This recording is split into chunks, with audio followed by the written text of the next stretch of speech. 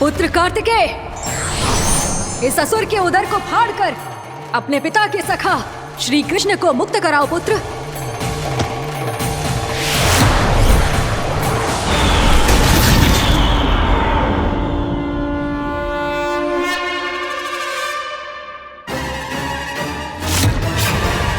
मैंने कहा था तुम में से कोई भी मेरा बाल भी बांका नहीं कर पाएगा। तुम देवताओं का तो सामर्थ्य ही क्या, स्वयं देवों के देव महादेव भी मेरा कुछ नहीं बिगाड़ पाएंगे। कृष्ण को अपने उदर में ही पचा जाऊंगा मैं।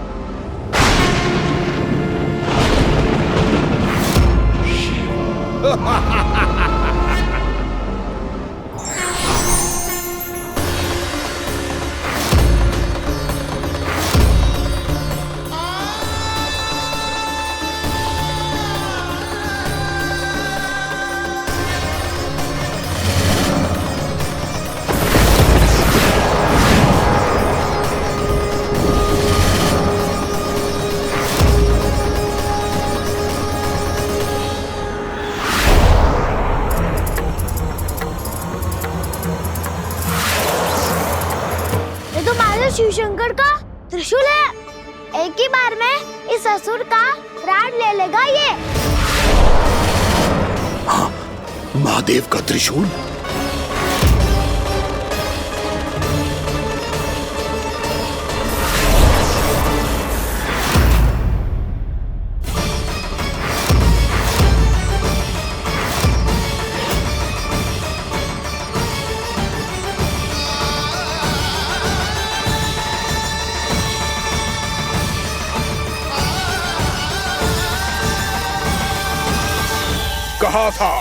कहा था मैंने, स्वयं महादेव भी मेरा कुछ नहीं बिगाड़ सकते।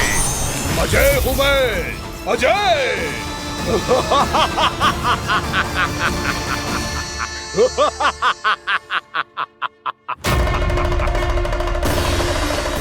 प्रभु, आपके त्रिशूल की महिमा तो अपरंपार है, तो फिर ये ठहर क्यों गया? आपने अपने त्रिशूल को वापस क्यों ले लिया महादेव? इस दुष्ट का संहार क्यों नहीं किया? क्योंकि इसकी मृत्यु मेरे हाथों नहीं, मेरे सखा नारायण के अवतार श्री कृष्ण के हाथों ही होगी, और यही विधि का विधान है। पर पिताजी, श्री कृष्ण तो इस असुर के उदर में फंसे हुए हैं, हम उन्हें मुक्त कैसे कराएंगे?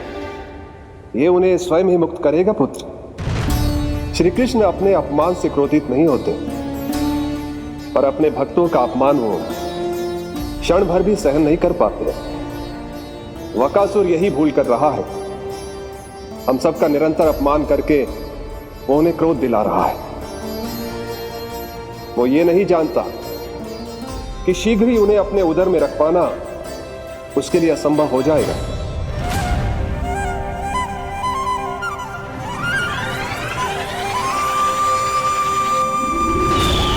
क्या हुआ महादेव, पराजित होकर भी मुस्कुरा रहे हैं? पर अब तो महादेव कहलाने के भी योग्य नहीं रहे आप।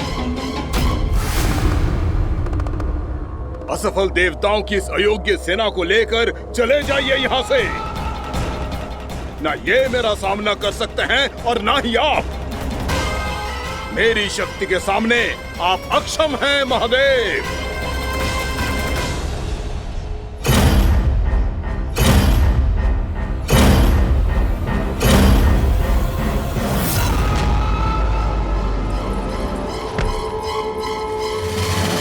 सुधा, जिस दुष्ट ने मेरे लल्ला को निगलो है ना, भीतर से जलेगो, छटपटाएगो, पीड़ा से कराएगो। जिस दुष्ट ने मेरे लल्ला को निगलो है ना, भीतर से जलेगो, छटपटाएगो, पीड़ा से कराएगो। ये क्या हो रहा है मुझे?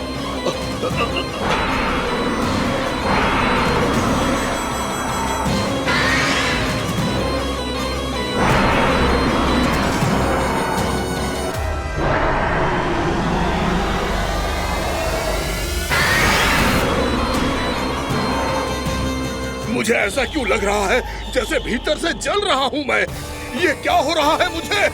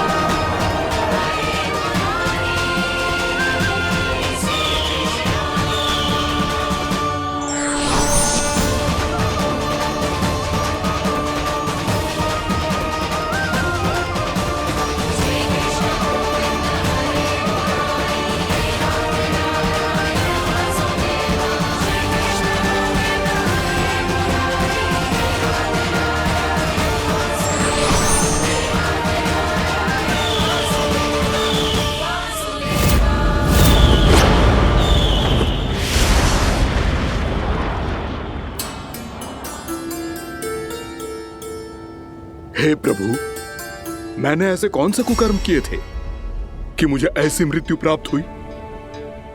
और ऐसे कौन से सुकर्म किए थे कि आपके हाथों से मुझे मोक्ष प्राप्त हुआ है प्रभु? में स्मरण करो, हे गिरीश की पुत्र वक्कासुर। स्मरण करो, कैसे अपने पिता की तरह अभिमान से भरे हुए थे तुम। स्मरण करो, कैसे हमें पराजित करने के लिए पूरी सृष्टि को संकट में डाल दिया था तुमने, और हमें विवश होकर पराजय स्वीकार करनी पड़ी थी। स्मरण करो, कैसे तुमने देवराज इंद्र का छत्र चुरा लिया था। पर यह सब भी पर्याप्त नहीं था वक्कासुर। तुम्हारे पापों का घड़ा तब भरा था जब तुमने देवी गंगा के जल में साधना करते हुए जजाली मुनि की तपस्या में व्यवधान डाला था।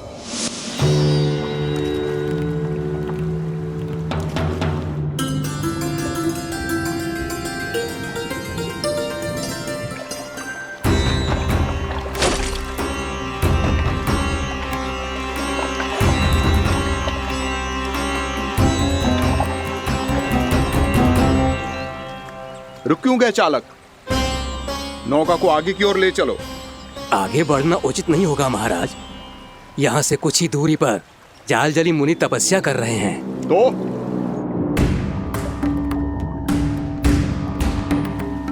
मेरे मत्स्य आखेट के क्षेत्र में इसने तपस्या करने की भूल की है। मेरे ही राज्य में मेरा कोई क्षेत्र मेरे लिए वर्जित हो, यह मुझे स्वीकार नहीं है। आपने पर्याप्त मत्स्य आखेट कर लिया है महाराज। यदि तुम इन मछलियों का आहार नहीं बनना चाहते हो, चुपचाप मेरी आज्ञा मानो। क्षमा, क्षमा महाराज।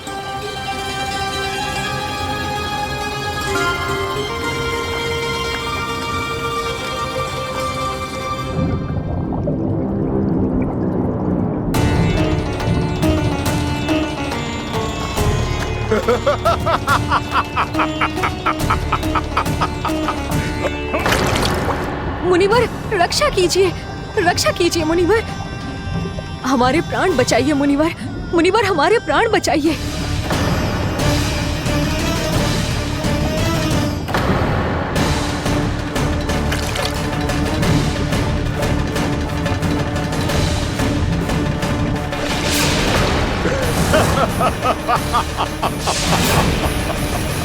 ठहर जाओ असुरराज, इन मछलियों को हानि ना पहुंचाओ। क्यों मुनि? अब मछलियां पकड़ने के लिए मुझे तुमसे आज्ञा लेनी पड़ेगी। तुमने तपस्या करने से पहले किससे आज्ञा ली थी? मां गंगा से, इस जल में रहने वाली सभी मछलियों से। इस उपकार के बदले इन सभी मछलियों को रक्षा करने का वचन दिया था। इसीलिए असुरराज, मैं शांति से कह रहा हूं, इस स्थान को अशुद्ध ना करो। चुपचाप यहां से चले जाओ, नहीं तो इसका परिणाम अच्छा नहीं होगा।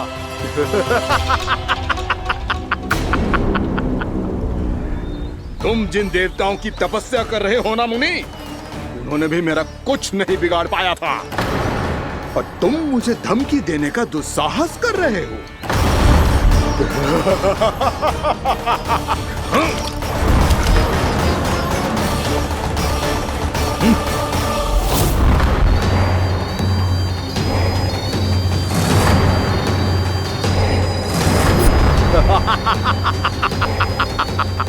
मूर्ख, विचारों से तो तू राक्षस है ही, और स्वभाव से उस बगुले की तरह है जो भूख ना होने पर भी उन निर्दोष मछलियों को आहार बनाता रहता है। इसलिए अभी इसी क्षण से तू वकुला का जीवन जिएगा।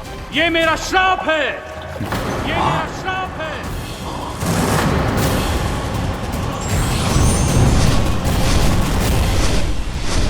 श्राप पाने के बाद तुम्हें आभास हुआ कि तुमने कितना बड़ा अपराध किया था, और तब तुम जजाली मुनि से क्षमा याचना करने लगे।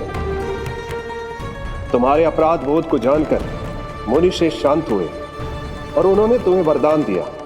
श्राप से मुक्ति का एक ही मार्ग होता है असुर, पश्चाताप। तुम्हें अपने भूल का पश्चाताप है, इसीलिए मैं तुम्हें वरदान देता हूं। तुम्हें मेरे श्राप से मुक्ति अवश्य मिलेगी। स्वयं प्रभु श्री नारायण के अवतार इस बगुले के देह के बंधन से तुम्हें मुक्त करेंगे।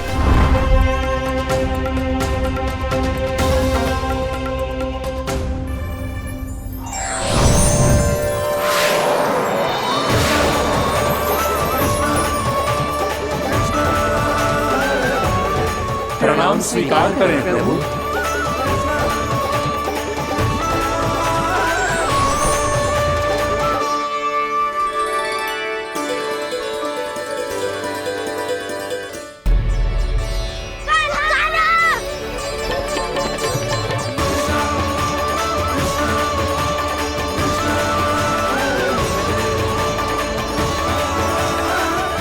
मुझे ना बताओ कि तुम सबने क्या देखा है, शायद जो देखो है, बस मैया से कछु मत ही बताना। ताना!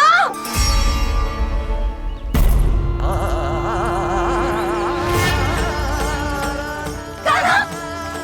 मेरा लल्ला!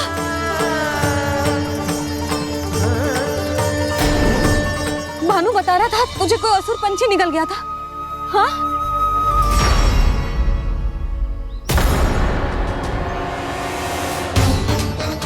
हे नारायण, ये क्या है?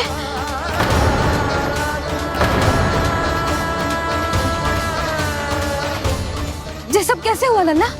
हाँ? कोई बताएगा मुझे ये क्या है?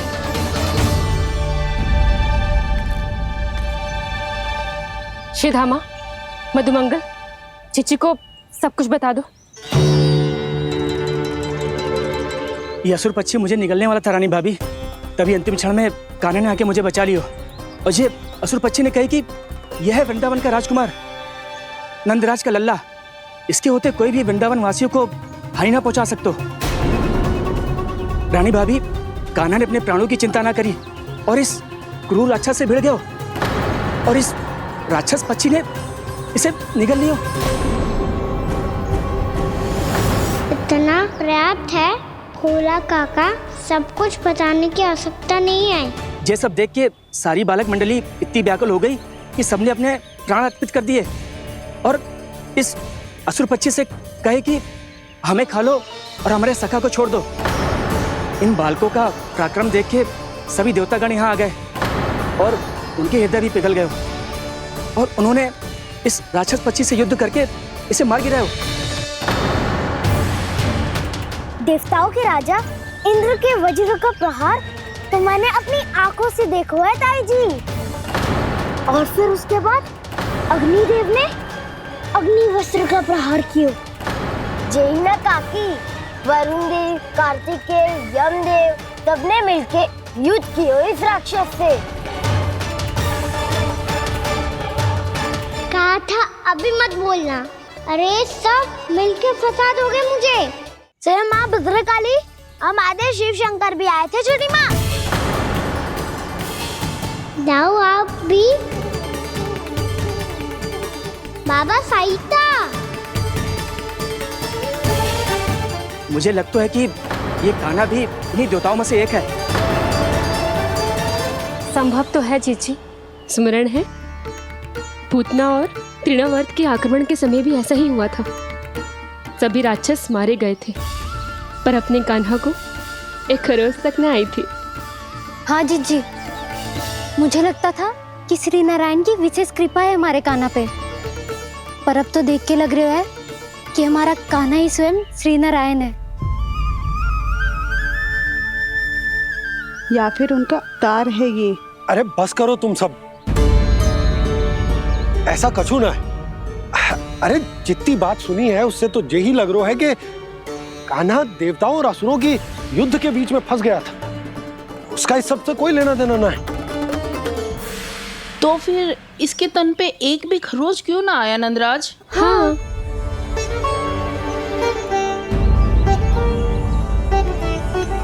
है काकी, खरच तो है। दिखा लल्ला। भैया बात पीड़ा आ रही है, कुछ करो ना। चिकोपिया भी ना अति करती है। श्री नारायण का अवतार हो तो इतनी तनिक सी खरोच पे ऐसे रो तो क्या? बस बहुत होगा। अब तो तुम सबने सीमा ही पार कर दी है। कभी से श्री नारायण बुलाते हो, कभी श्री नारायण का अवतार। तनिक कछु हो ना जाता है कि तुम सब कहानियां बुनने लगती हो। जे बस साधारण सा बालक है, मेरा लल्ला है जे, इसे भगवान मती बनाओ।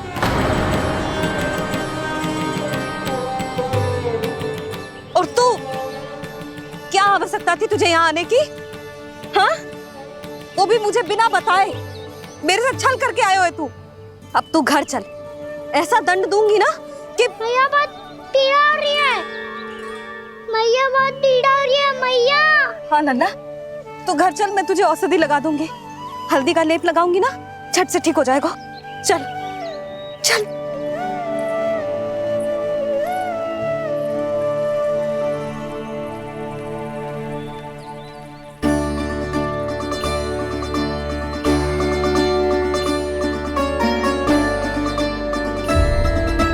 मैया बहुत पीड़ा हो रही है मैया।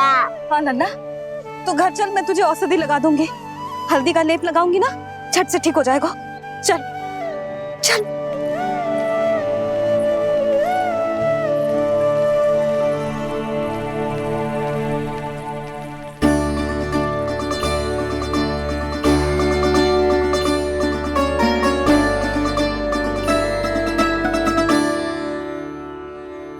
बस लल्ला बस, रो मत। चल चल चल, आजा। अभी औषधि लगाऊंगी ना, तेरी सारी पीड़ा लुप्त हो जाएगी। आजा आजा, बैठ जा लल्ला। अभी आई मैं। हाँ,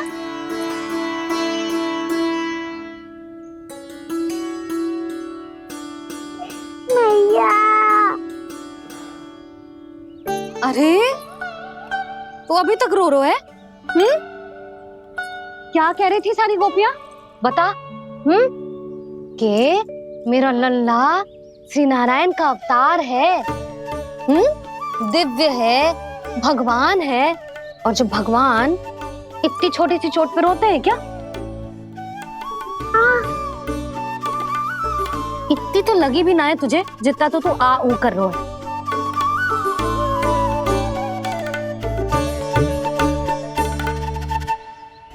आओ ना, करूंगो।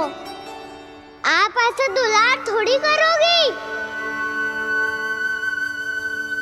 ओहो, वृंदावन का गौपालक जो इतनी छोटी सी चोट पे रोता है ना? गोप बालकों का मुखिया इतनी छोटी सी चोट पे रोता है? मेरा लल्ला तो सबसे शक्तिशाली है। जो इतनी छोटी सी चोट तो क्या, बड़े बड़े राक्षसों से भी ना घबराता है। हाँ, एक बार में सबको समाप्त कर देता है कि ना? हाँ मैया, यदि कोई राक्षस वृंदावन की ओर टेढ़ी दृष्टि करके आएगा तो सब सबसे पहले कान्हा को सुरक्षा में खड़ा पाएगा, फिर जो बाल बन के आए ये बगुला बन के।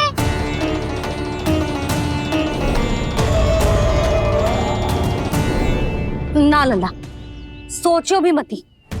वृंदावन की सुरक्षा करना तेरा दायित्व ना है। तुझे और कोई संकट का सामना करने की आवश्यकता ना है। अभी तो मेरी पीड़िता का हरण कर रही थी, अचानक से क्या हो गया मैया को? कोई आवश्यकता ना है तुझे ऐसे संकटों का सामना करने की। आने दे आज तेरे बाबा को, सीधा सीधा बोल दूंगी। बहुत हो गए उनके तर्क वितर्क। मेरा फूल सा लल्ला वन में अकेले गौचारण के लिए ना जाए को। आज बगुले ने निकल लियो, कल कछु और हो जाए तो नारायण ना करे, कहीं कछु ऊंच नीच तुझे कछु हो जाए तो मैं तो जीते जी मर जाऊंगी।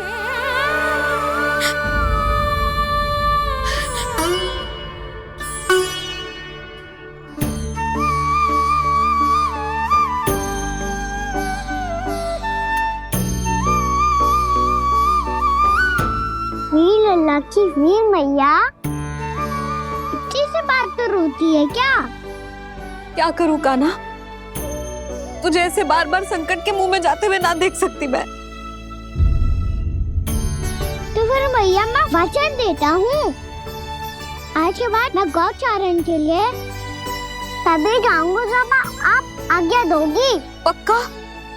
छल ना करेगा ना मेरे साथ? मैंने कब छल करो मैया?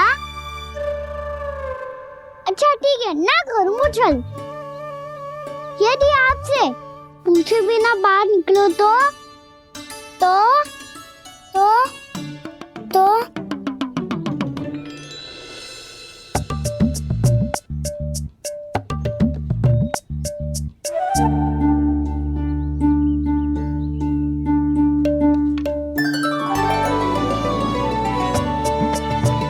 ये रही आपकी छड़ी और ये रही मेरी पीठ। देना तापर तोड़। ठीक है, जब तूने अपना दंड निर्धारित कर ही लियो है तो सोच ले, अब अगर तूने मेरी बात ना मानी तो तोड़ तोड़ छड़ी पड़ेगी। समझ आई?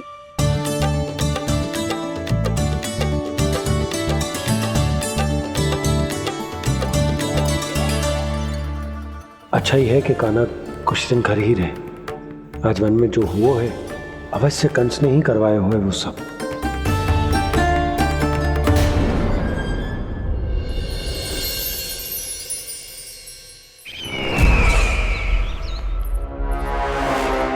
आपका ये धनुष तो सबसे अधिक शक्तिशाली था महाराज, ये कैसे टूट गया?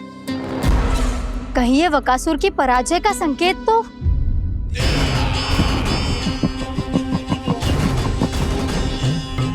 प्राप्ति, लगता है तुम्हें शुभ समाचार मिला नहीं। उस बकासुर ने उस विष्णु अवतार को जीवित ही निगल लिया है। अरे अब तक तो उस नन्हे से बालक को पचा भी चुका होगा वो। उसके तन में रक्त बनकर वो विष्णु अवतार और उसकी शक्तियां दौड़ रही होंगी। क्षमा कीजिए महाराज। क्षमा कीजिए, इस अशुभ से मुख से शुभ समाचार आने दो। माथे के बल को ढीला करो, चेहरे पर मुस्कान लाओ और कहो, महाराज, वृंदावन में मातम फैल चुका है। मैं ऐसा ही करता महाराज, यदि सूचना सत्य होती तो।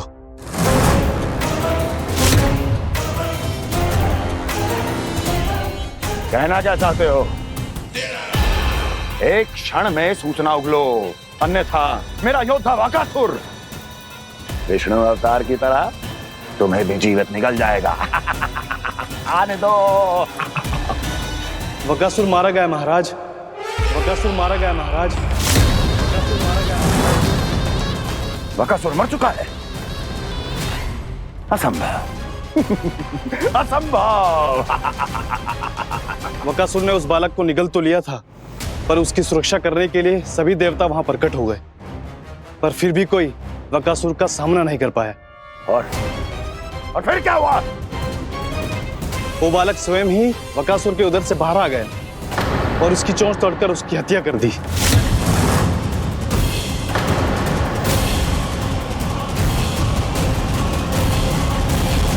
वन में बकासुर की चोंच टूट गई और यहाँ आपका ये धनुष।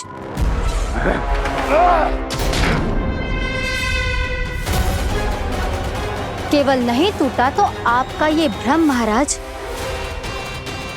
क्षमा कीजिएगा महाराज, आपका भ्रम टूटना आवश्यक है। आवश्यक है आपको यह आभास होना कि उस विष्णु अवतार को पराजित करने के लिए आपके साधारण योद्धाओं में वो सामर्थ्य नहीं है। वत्सासुर, पूतना, तृणावर्त, बकासुर, ये सब साधारण नहीं थे प्राप्ति, साधारण नहीं थे। फिर तो ये और भी अधिक चिंता का विषय है महाराज, क्योंकि इसका अर्थ तो यही हुआ कि वो विष्णु अवतार कुछ अधिक ही असाधारण है और उसका सामना करने के लिए और उसे मिट्टी में मिलाने के लिए आपको एक ऐसे अस्त्र की आवश्यकता है जो उसके सामने ना झुके और ना ही टूटे।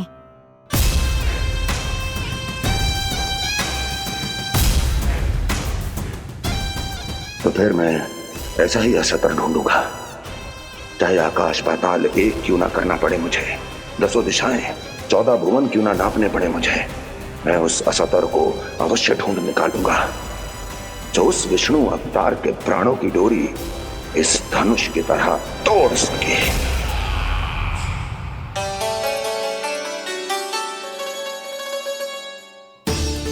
थैंक्स पापा, मैंने मैया को वचन दिया है कि जब तक नहीं चाहेंगी मैं वन नहीं जाऊंगा, इसलिए आप मुझे मारने के लिए कोई शक्तिशाली असुर ढूंढने में व्यस्त रहो। कुछ दिन तब तक मैं व्यस्त रहूंगा अपनी मैया की सेवा करने में।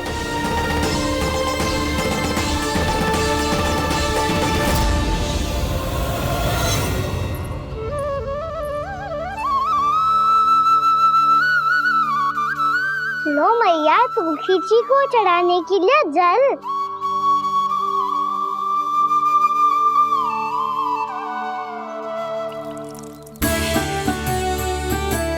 लो मैया, और आटा।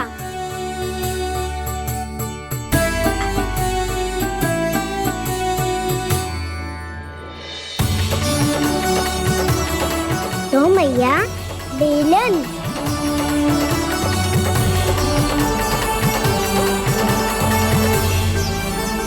ले, तनिक खा ले। ओ मैया, भूख ना लगी है। बिना भूख के खाने से क्या लाभ? और तेरा जब पेट तो कह रहा है कि उसे भोजन चाहिए, और लाभ कैसे ना लल्ला?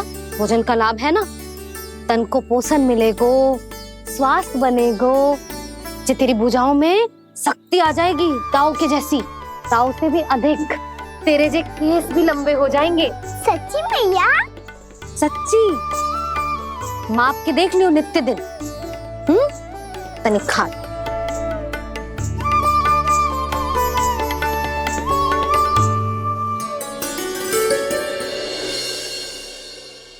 मान के मैया का कहना, छक के भोजन खाते हैं,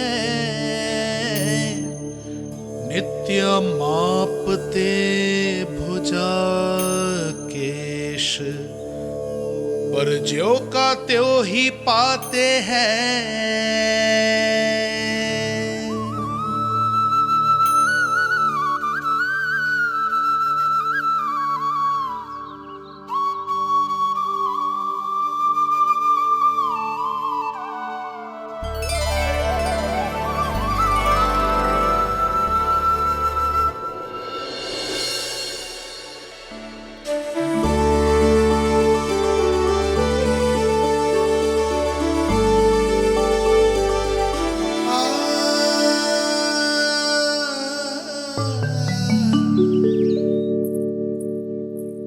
ले लल्ला, फल खा ले। ना, मुझे ना खाने फल वल। क्यों? लंबे केस और शक्तिशाली भुजाएं ना चाहिए? व्यर्थ है ये सब। पिछले 10 दिनों से देख रहा हूँ, ना केस लंबे हुए हैं, ना भुजाएं शक्तिशाली बनी है। 10 दिन में का चुनाव होने वाला। 10 सप्ताह ऐसे खाएगो ना, तब जाके कुछ बदलाव दिखेगो। समझ आई? चल अब खा ले। वैसे भी मुझे बहुत सारी तैयारियां करनी है आज। इसीलिए भैया एकादशी के व्रत के लिए लल्ला। सुनो जी, सारी सामग्री आ गई? हाँ, तुमने जो कही थी सब ले आए हूँ।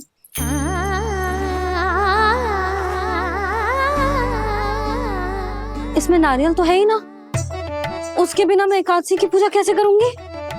यशोदा, मैंने भोला से कह दिया, वो लेकर आते ही होगा। घबराओ मत। कैसे ना घबराओ जी, आपको पता है ना एकादशी का व्रत मेरे लिए कितना महत्वपूर्ण है। पता है। अरे इसमें तो दिए भी ना है। दिए ना है? अब मैं अभी लेकर आता हूँ। आप रहने दो, मैं ही लेके आती हूँ। भक्त भोला राम के यहाँ से है। भक्त भोला राम?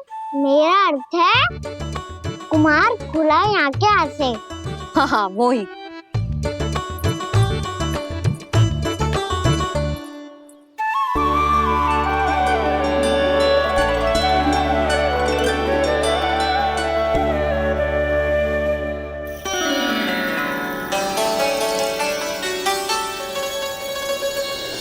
श्री हरि, श्री हरि, मेरे श्री हरि।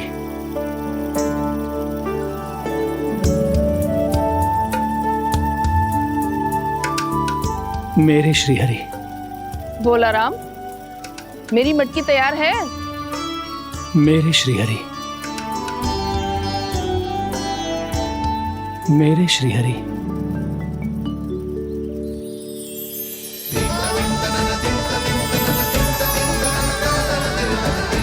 भोला राम,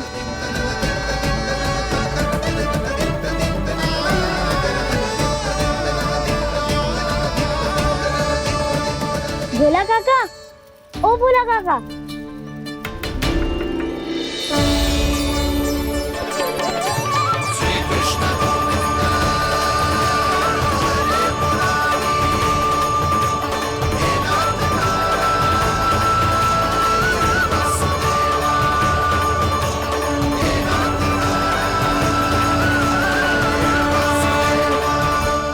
अरे श्री हरि प्रसन्न हो गए। मेरे श्री हरि आ गए, मेरे भगवान आ गए। मेरे श्री हरि आ गए, मेरे भगवान आ गए। मेरे श्री हरि आ गए, मेरे भगवान आ गए। मेरे श्री हरि आ गए, मेरे भगवान आ गए। मेरे भगवान आ गए, मेरे घर मेरे भगवान आ गए।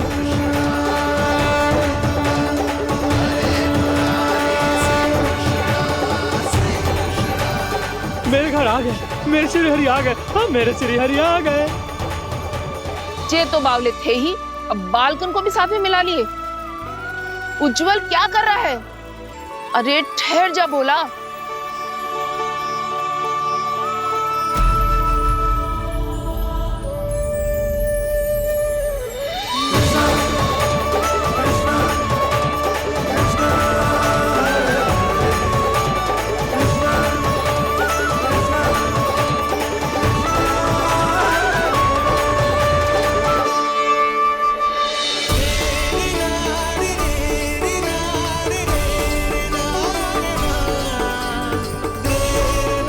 प्रेम से बुलाओ, आएंगे हरि भी।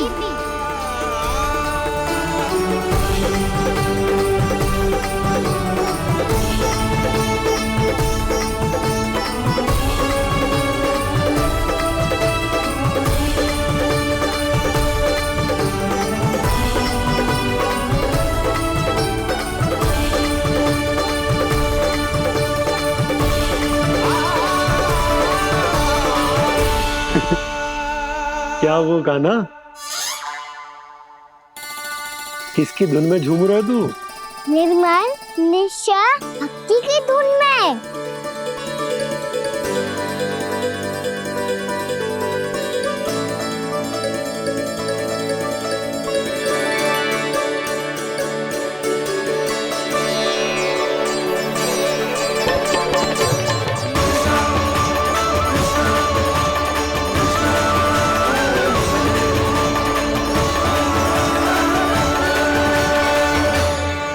अरे क्या हो गया इन्हें? बावले हो गए हैं क्या? ठहरो, कोई आवश्यकता ना है ऐसे बावलों की तरह नाचने की।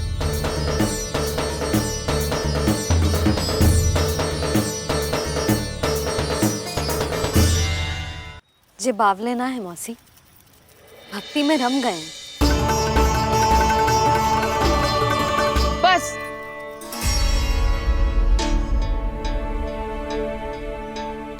हम सब कब से खड़े हैं यहाँ, पर तुम्हें कुछ ध्यान ही रहा है।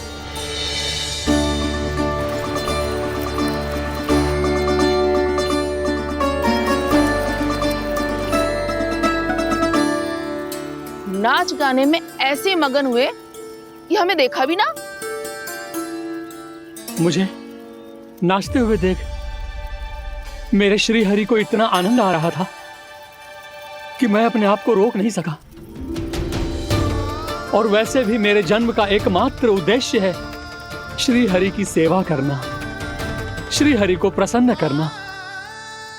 तुम बावले हो भोलाराम, या हमें बावला बना रहे हो? श्री हरि और तुम्हें देख रहे हैं? हाँ, अभी वो यहीं थे, देख रहे थे। भोला काका, आपने भी ना अति कर दी। अब हमें भी बताओ तनी, कहाँ थे श्री हरि?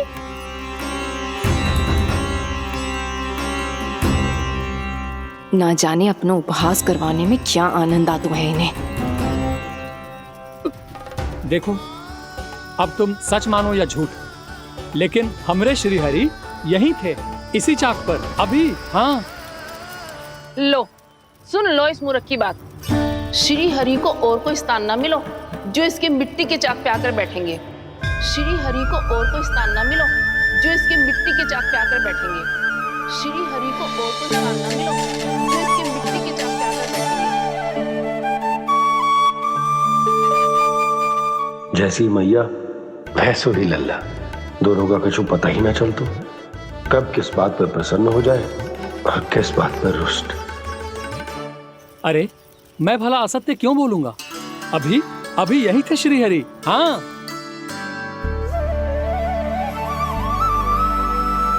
हाँ, जैसे श्री हरि को तो कोई कार्य है ही ना, वो तो आतुर होके बैठे रहते हैं कब तुम हरि हरि बुलाओ और वो दौड़े चले आए।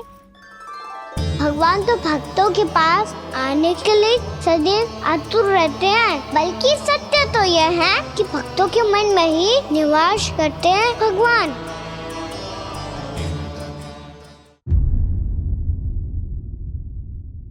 अरे मैं भला असत्य क्यों बोलूंगा? अभी अभी यही थे श्री हरि। हाँ,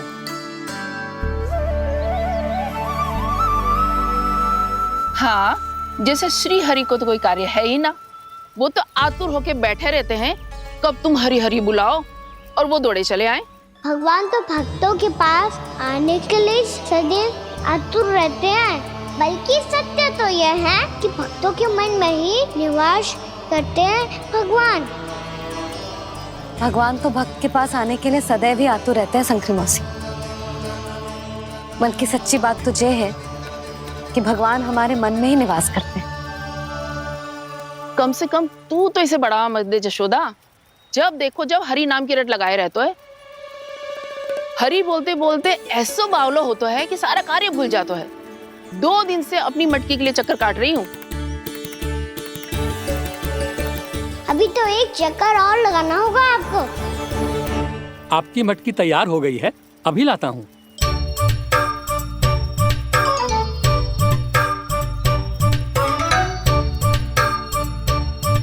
लो जी मटकी।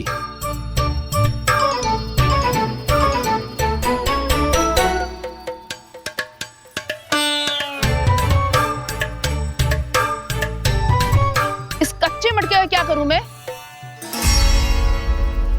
हाँ? पर इसे तो मैंने भट्टी में पकाया था। अब तू ही देख ले कितना ध्यान रहता है इस कार्य पे। और कह तो है कि श्री हरि आते हैं इससे मिलने। हाँ आते हैं और आगे भी आएंगे हमारे श्री हरि हमसे मिलने। और आके मोक्ष देंगे, है ना? मांगूंगा तो मोक्ष भी दे देंगे, मांगूंगा तो मोक्ष भी दे देंगे, मांगूंगा तो मोक्ष भी दे देंगे। अभी तो ये बता कि तू मुझे मेरी मटकी कब देगो? और मेरी मांग कब पूरी करोगे भोला राम जी? मेरो घड़ा मेरे दिए तो तैयार है ना कल एकादशी की पूजा और व्रत के लिए? एकादशी का व्रत? हाँ, एकादशी का व्रत। इसे करने से श्री हरि बहुत प्रसन्न होते हैं। अच्छा, फिर तो अभी लाया।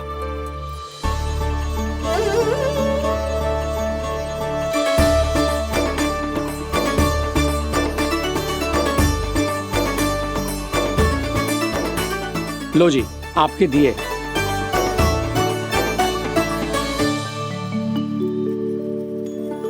और जो हमने मांगा है वो? बाकी सब शेष द्वादशी के दिन मिलेगा, क्योंकि कल मैं भी एकादशी का व्रत रखूंगा। क्योंकि कल मैं भी एकादशी का व्रत रखूंगा। क्योंकि कल मैं भी एकादशी का व्रत रखूंगा।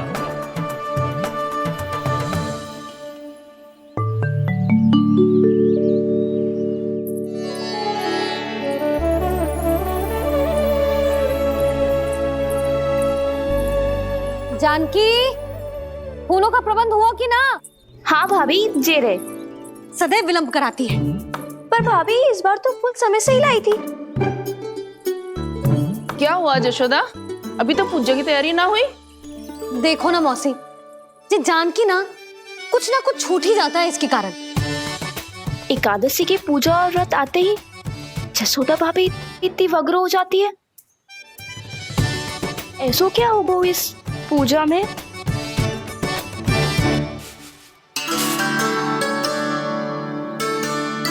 ये थाली में रोली चंदन रखने से, दिया जलाने से के होगो? आपको पता भी है एकादशी का व्रत क्यों रखते हैं? क्या महत्व है इसका? लो, जे तो मैं जसोमती रानी से पूछना भूल ही गया। पर हाँ भगवान, मेरे लिए इतना ही पर्याप्त है कि इस व्रत को रखने से मेरे श्रीहरि हमसे प्रसन्न हो जाएंगे।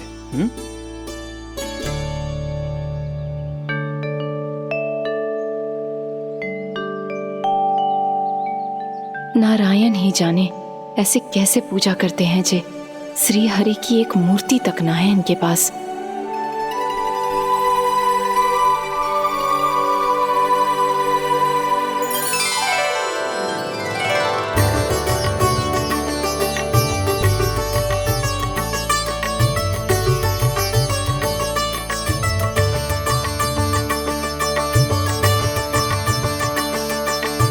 प्रभु, न तो मेरे पास मूर्ति है और ना तो इस व्रत के विधि विधान के बारे में मुझे जानकारी है और ना ही मुझे इसके महत्व के बारे में जानकारी है, पर फिर भी मैं करना चाहता हूं।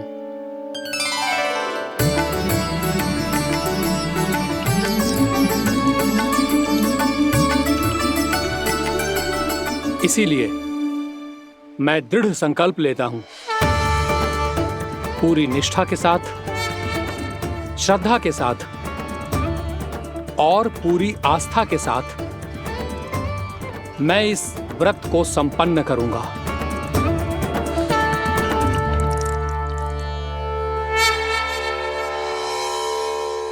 हम संकल्प लेते हैं कि एकादशी के व्रत को पूरी निष्ठा के साथ संपन्न करेंगे।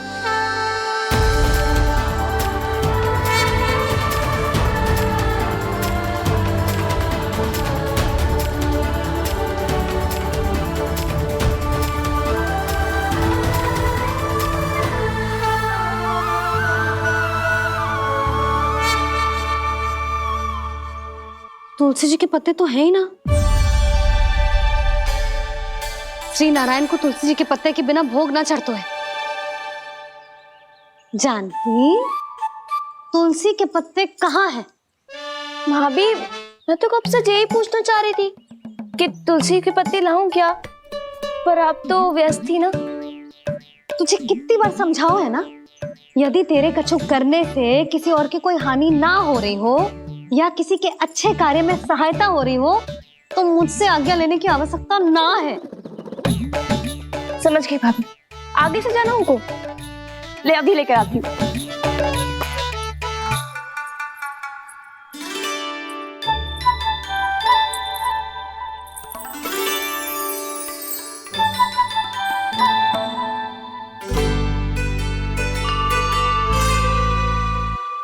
आपने पहले ये व्रत करो है?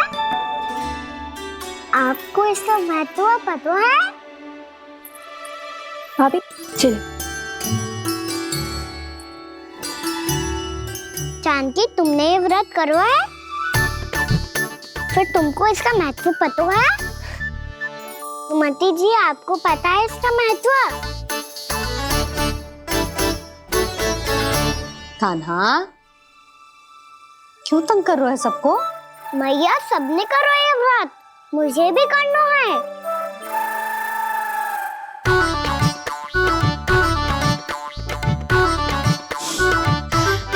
ये व्रत केवल बड़ों के लिए होती है लल्ला। जब आप ये व्रत कर सकती हो, बाबा कर सकते हैं, ये सारी गोपियां कर सकते हैं, वो भी कर सकते हैं, तो मैं क्यों ना कर सकता? क्योंकि तू कल तक भूखा ना रह पाएगो लल्ला। जब भक्त रह सकते हैं, फिर मैं क्यों नहीं रह सकता? मेरा अर्थ है कि नारायण के भक्त मैया, मैया मान जाओ ना, मुझे करने दो ना ये व्रत। अपनी लल्ला पे आप विश्वास ना है आपको? विश्वास है। अच्छा ठीक है, तू भी कर ले।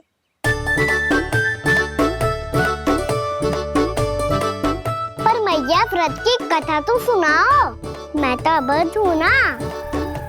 मुझे कैसा पता चलेगा कि ये व्रत करते क्यों हैं?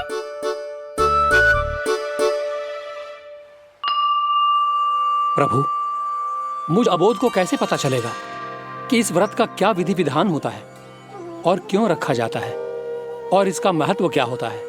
मुझे तो आप ही बता सकते हैं प्रभु। जब व्रत कर रहे हैं तब उसका महत्व भी पता होना चाहिए ना। बताओ ना मैया, क्यों रखते एकादशी का व्रत? इसके लिए तो तुझे एकादशी की कथा सुननी होगी।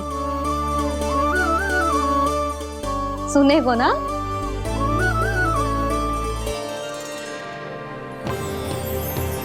वसुदेव सुतं देवं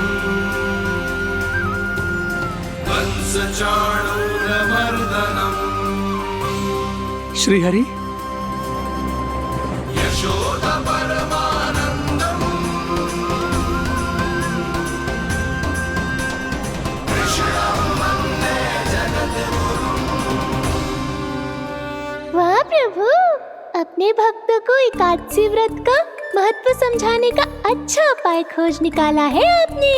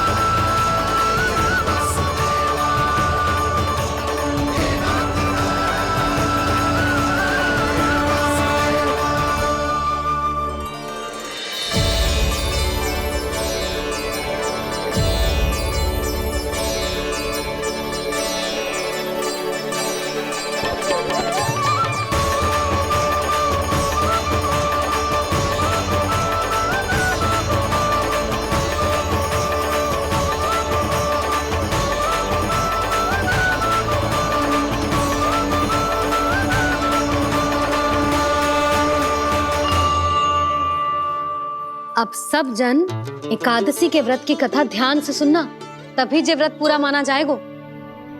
समझो लल्ला?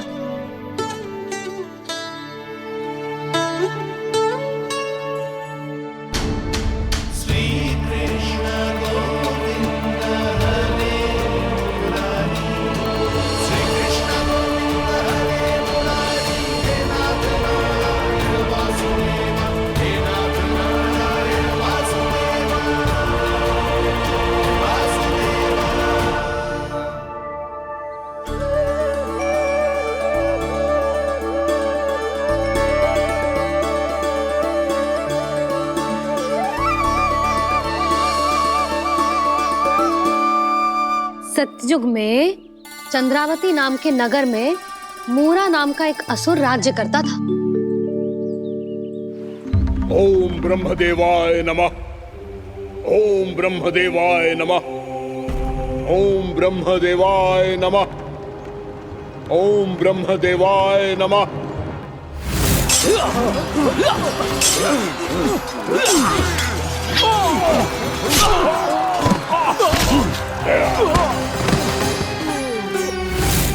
ओम ब्रह्मदेवाय नमः। ओम ब्रह्मदेवाय नमः। जब उसने देवताओं के हाथों असुरों की पराजय देखी, तब वो वरदान पाने के उद्देश्य से ब्रह्मा जी की तपस्या करने चला गया।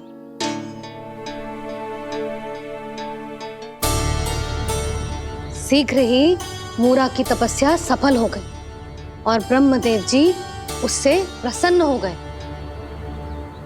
ओम ब्रह्मदेवाय नमः। ओम ब्रह्मदेवाय नमः। ओम ब्रह्मदेवाय नमः। ओम ब्रह्मदेवाय नमः। ओम ब्रह्मदेवाय नमः। ओम ब्रह्मदेवाय नमः।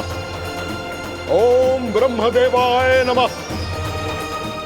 ओम ब्रह्मदेवाय नमः। ओम ब्रह्मदेवाय नमः। मूरा, प्रणाम ब्रह्मदेव। तुम्हारी तपस्या सफल हुई। बोलो, तुम्हें क्या वर चाहिए? सृष्टि के रचयिता ब्रह्मदेव, कृपया मुझे ऐसा वरदान दीजिए जिसकी सहायता से मैं त्रिलोकी विजयी बन जाऊं और कोई देवता मुझे पराजित ना कर सके। यहाँ तक कि देवताओं के रक्षक, सृष्टि के संचालक भगवान श्री विष्णु के लिए भी मैं अपराजय रहूं। तथास्तु, तथास्तु, तथास्तु। प्रणाम ब्रह्मदेव।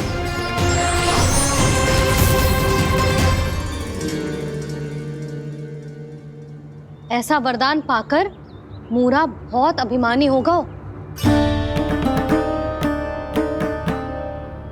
यक्षों, किन्नरों, यहाँ तक कि देवताओं को भी युद्ध के लिए ललकारने लगो, पर किसी ने भी उसकी ललकार को स्वीकार ना करो, क्योंकि सभी उसकी शक्ति से बहुत भयभीत थे और उसके सामने युद्ध किए बिना ही अपनी पराजय स्वीकार करने लगे और फिर दंभ में आके उसने स्वर्ग लोक पर भी आक्रमण कर दिया और देवराज इंद्र तक को चुनौती दे डाली।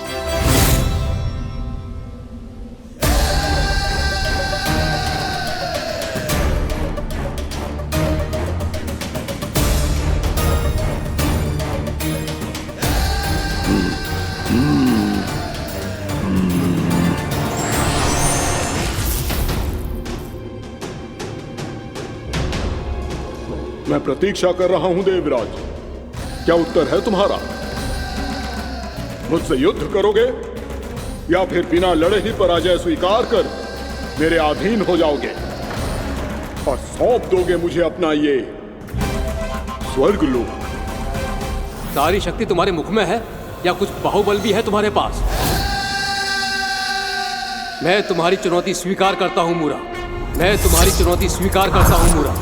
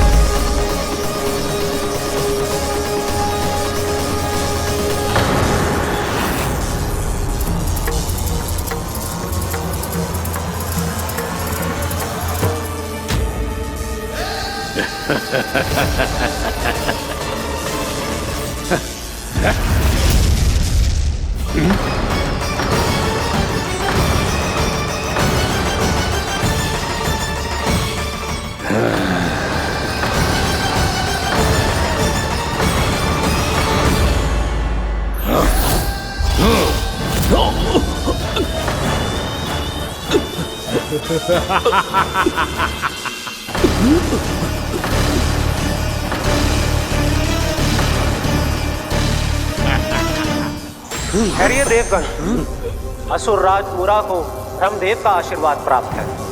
आप में से कोई भी इन्हें पराजित नहीं कर पाएगा।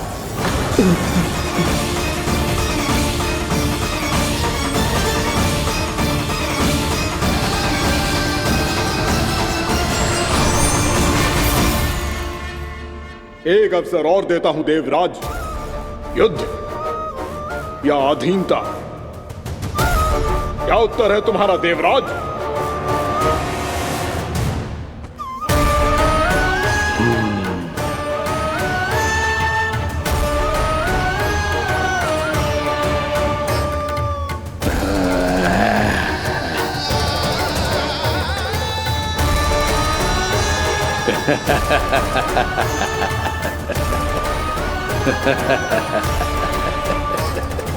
इंद्र और सभी देवताओं ने मूरा के आतंक में आके उससे भयभीत होके अपना सिंहासन छोड़ दियो।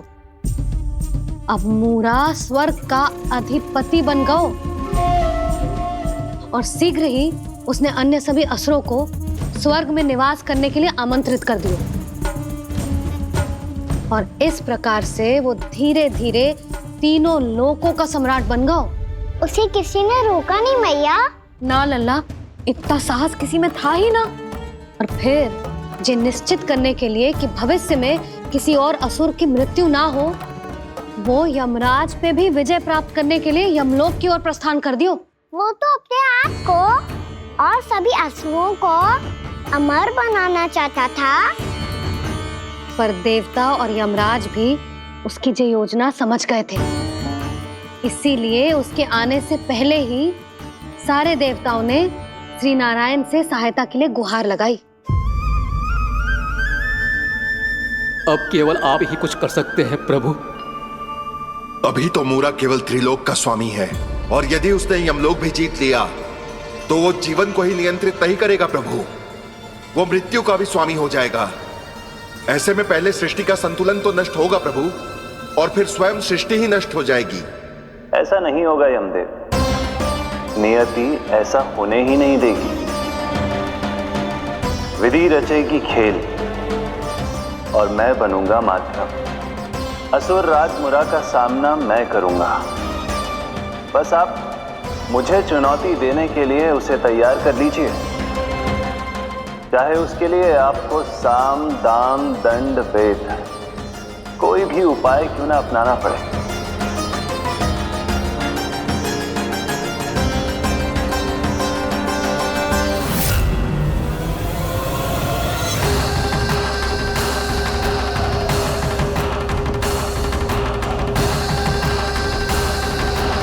आप तो मेरी प्रतीक्षा में पहले से ही खड़े हैं यमदेव। तब तो आपने मेरी चुनौती के बारे में भी सुना ही होगा। कहिए, क्या उत्तर है आपका? मेरा स्वागत करके अपना राज्य त्यागेंगे या मेरा सामना करके अपने प्राण? असुर राज मूरा का सामना मैं करूंगा। बस आप मुझे चुनौती देने के लिए उसे तैयार कर लीजिए, चाहे उसके लिए आपको साम दाम दंड भेद कोई भी उपाय क्यों ना अपनाना पड़े।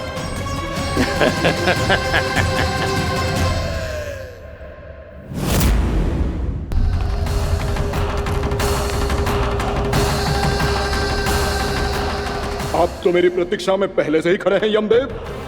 तब तो आपने मेरी चुनौती के बारे में भी सुना ही होगा। कहिए, क्या उत्तर है आपका? मेरा स्वागत करके अपना राज्य त्यागेंगे या मेरा सामना करके अपने प्राण? हे असुर श्रेष्ठ, मैं आपकी अधीनता स्वीकार करने के लिए तैयार हूं। बस एक विनती है मेरी। शर्त को विनती का नाम देकर बहलाना चाहते हो मुझे यमराज? असुर राज मूरा के सामने शर्त रख पाओ, इतना सामर्थ्य नहीं है तुम में। इसका आभास है मुझे असुरराज, पर मैं आपकी अधीनता स्वीकार करूं इससे पहले आपको स्वामी धर्म का पालन करना होगा।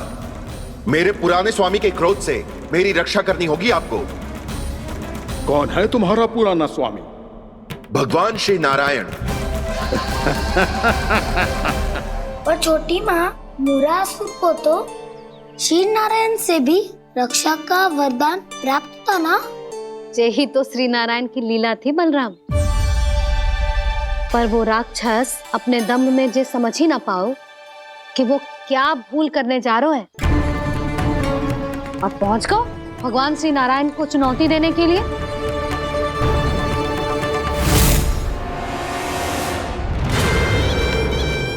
वहीं ठहर जाओ असुर राज मुरा।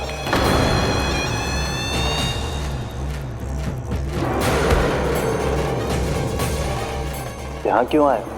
आपको पराजित करने और ये वैकुंठ जीतने, ताकि मैं यमलोक का स्वामी बन सकूं। फिर आओ, युद्ध भूमि में मेरा सामना करो।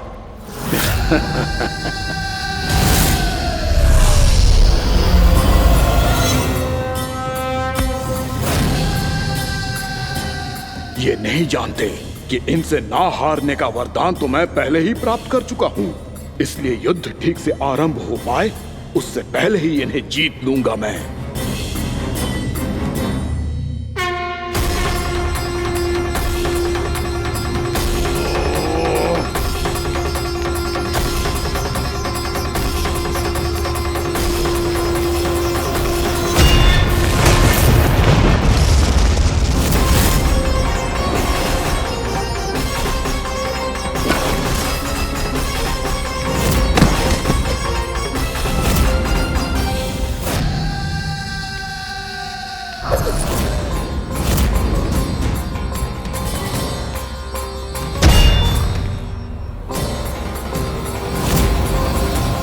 और इस प्रकार जे युद्ध वर्षों वर्षों तक चलता रहो।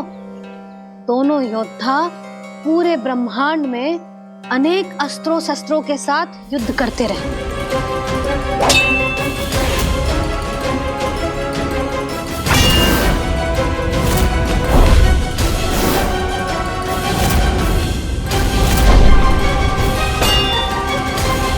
फिर क्या हुआ मैया?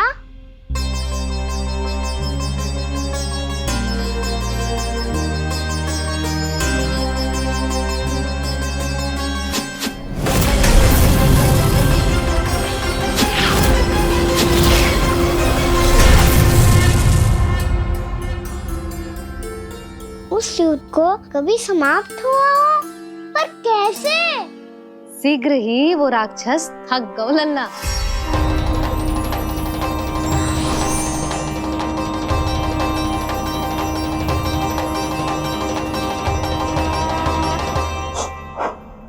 खड़े खड़े देख क्या रहे हैं नारायण? आक्रमण कीजिए, वध कर दीजिए मेरा।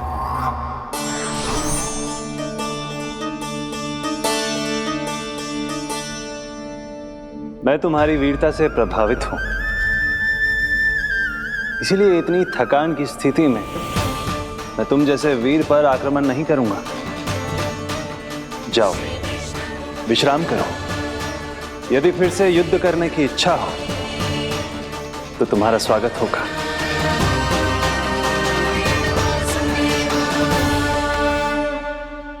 जे कह के श्री नारायण बद्रिका आश्रम चले गए और वहां हिमवत नाम की एक कंदरा में ध्यान लगा के बैठ गए।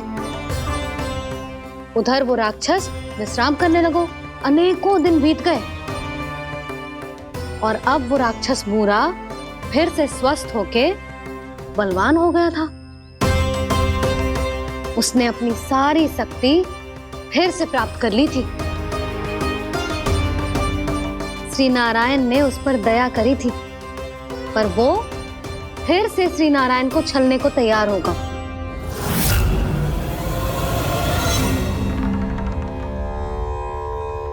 ध्यान में बैठे बैठे श्री नारायण योग निद्रा में चले गए, पर दुष्ट मूरा इसी अवसर का लाभ उठा के उनकी कंदरा में घुस आयो, ताकि वो सोते हुए श्री नारायण पे आक्रमण कर सके।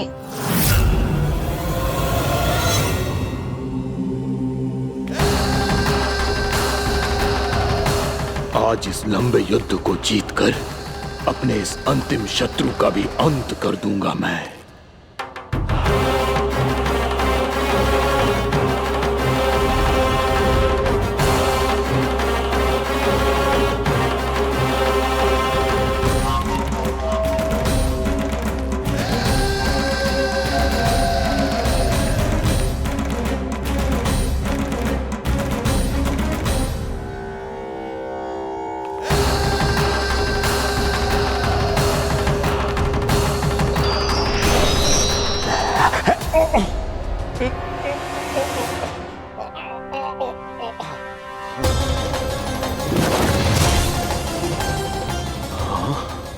दुष्ट राक्षस, प्रभु ने तुझ पर दया की, तुझे संभलने का अवसर दिया। तू इन्हीं पर ही छल से वार करने चला है।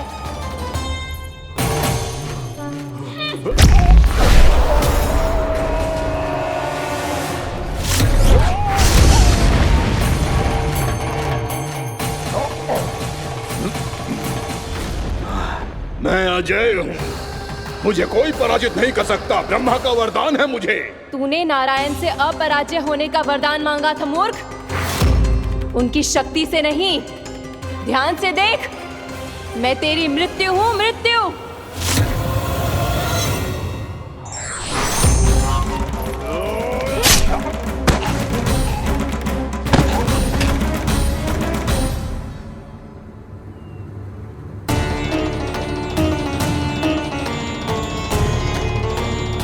वो देवी कौन थी छोटी माँ? और कौन बलराम, वही तो थी देवी एकादशी।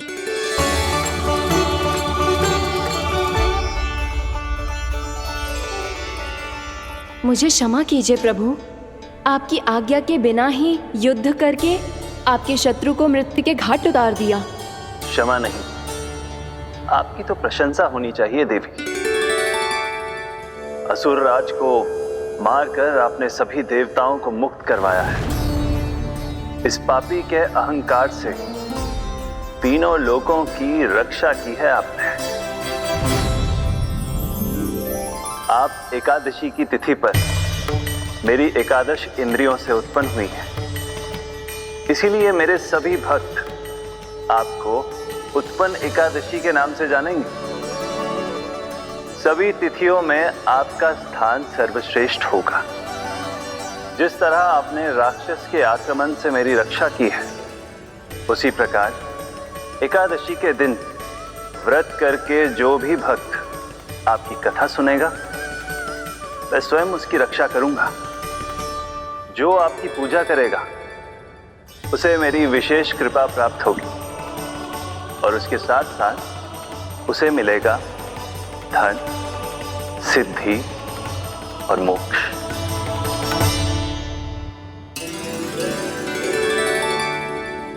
इसीलिए आज के दिन व्रत रखने का बहुत अधिक महत्व होता है। बोलो एकादशी मैया की जय। बोलो श्री नारायण भगवान की जय।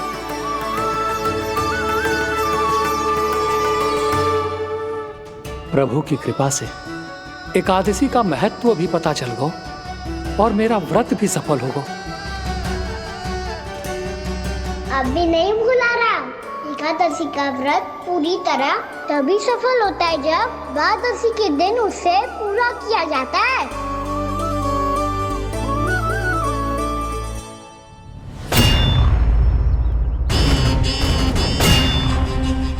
आवश्यक है आपको यह आभास होना कि उस विष्णु अवतार को पराजित करने के लिए आपके साधारण योद्धाओं में वो सामर्थ्य नहीं है। वो विष्णु अवतार कुछ अधिक ही असाधारण है।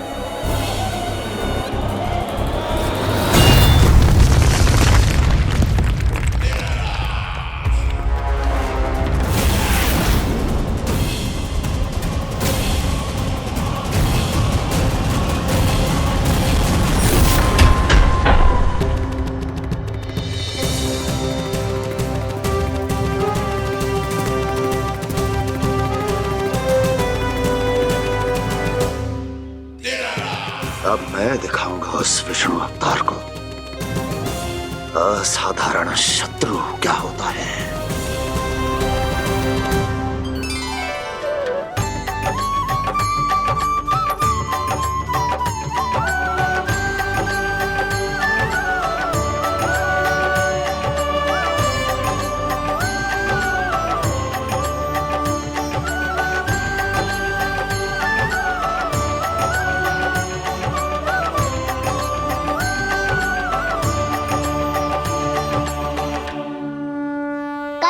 मामा अधीर हो रहे हैं, पर मैया ने मुझे अभी तक बाहर जाने की आज्ञा नहीं दी है। अभी उन्हें किसी और राक्षस को यहाँ भेजने से रोकने के लिए मुझे ही कुछ करना होगा।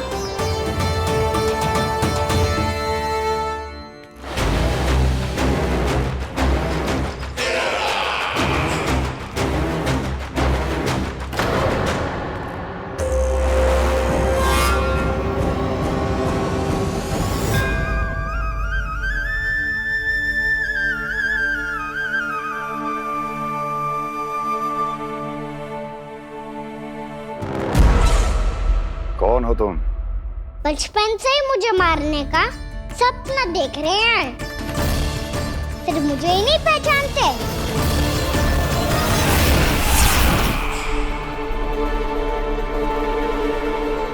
बचपन से विष्णु अवतार। कोई कान्हा बुलाता है तो कोई मुरलीधर पुकारता है, कोई माखन चोर कहता है, कोई कहता है चिच्चोर। पर विष्णु अवतार इस नाम से तो बस आप ही मुझे बुलाते हो मामा जी। इतना साहस ये तो यहाँ आ गया है।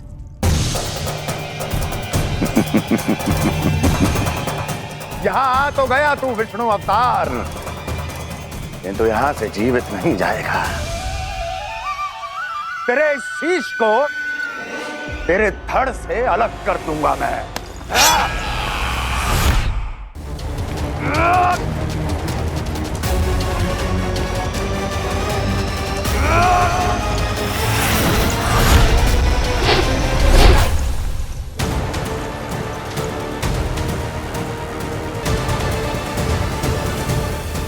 कहाँ देख रहे हो मामा जी?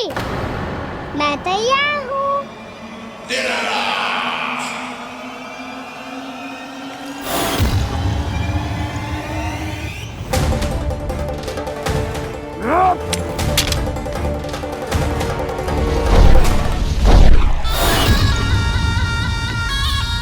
मामा जी, आप सदैव इसी तरह क्रोध में रहते हो क्या?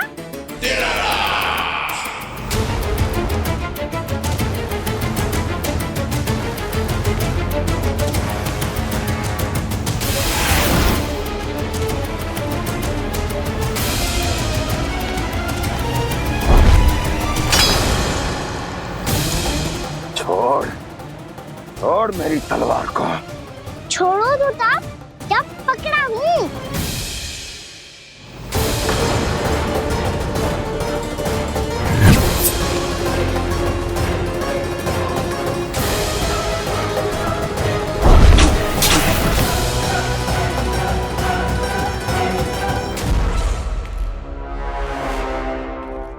मामा जी,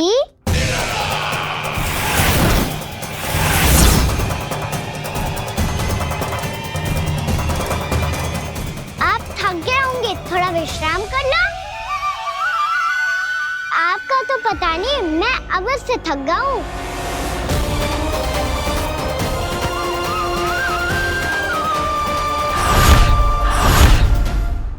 मेरे सिंहासन पर बैठने का तो साहस।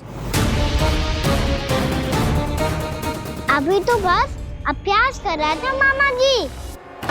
भविष्य में मुझे तो बैठना है यहाँ। आपने बल प्रयोग करके से अपने पिताजी से छीना था, मैं आपसे छीन लूंगा। जो छल और बल से लिया जाए वो अधिक समय तक टिकता नहीं है मामा जी।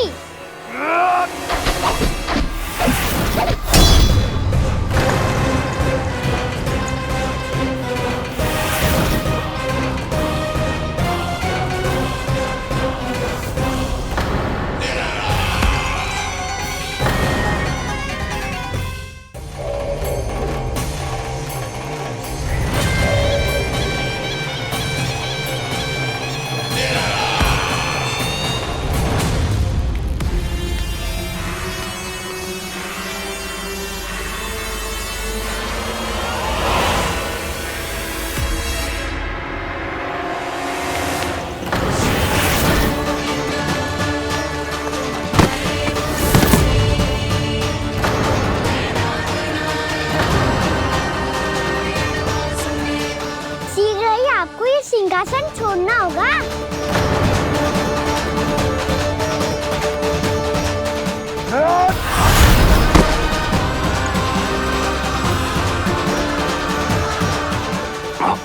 वो मेरा सिंहासन छीनना चाहता है। वो आ रहा है, वो आ रहा है। सैनिकों!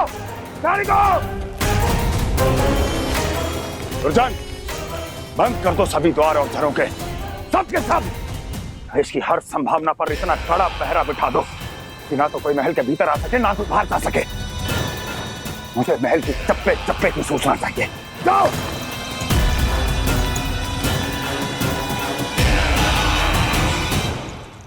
सिंहासन।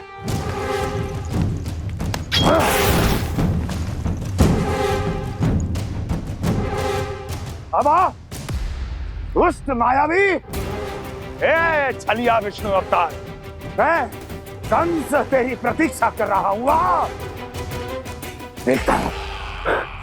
देखता हूँ मेरे सिंहासन पर कैसे बैठता है तू। मुझे तो बस कुछ समय चाहिए था, वो मिल गया। अब करते रहिए आप प्रतीक्षा।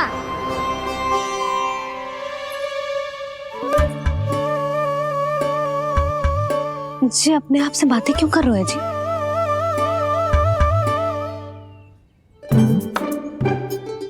आप मुस्कुरा क्यों रहे हो? ना कछु ना। बताओ क्यों मुस्कुरा रहे हो? तुम्हीं पर गए हैं जी। जब तुम व्रत करती हो तो तुम भी ऐसा ही करती हो। इसी प्रकार भूख अधिक लगने पर अपना ध्यान भटकाने के लिए स्वयं से ही बड़बड़ाती रहती। होगा। आपको तो बस मेरा उपहास उड़ाने के लिए बहाना चाहिए।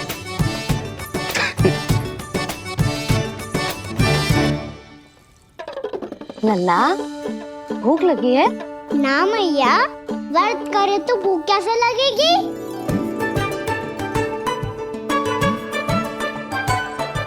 यदि लगी हो तो छोटे बालकों को थोड़ी बहुत भूल चूक क्षमा होती है। कछु ना तो फल तो तू खा ही सकते है।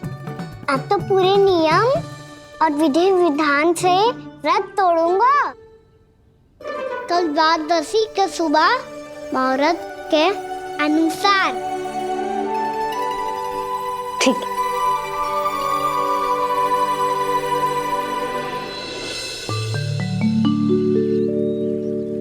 लल्ला, एकादशी समाप्त हो गई है, द्वादशी लग गई है।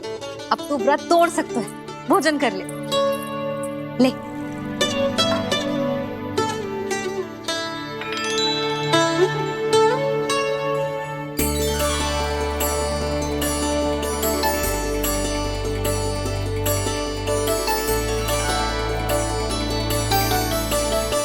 आज तो कार्य कर लीजिएगा।